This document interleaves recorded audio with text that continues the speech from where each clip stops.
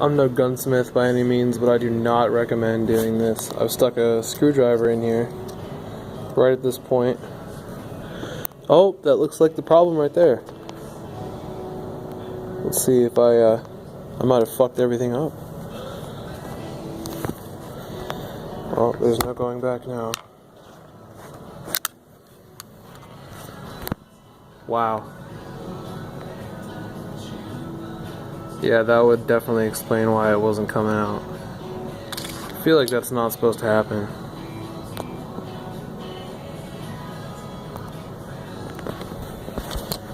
One sec.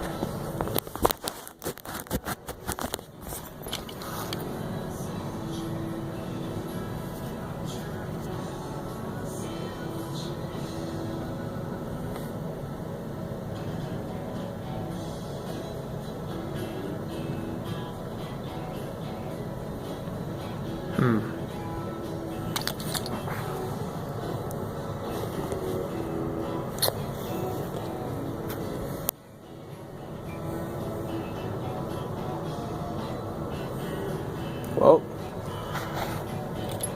back to the internet to read up on this.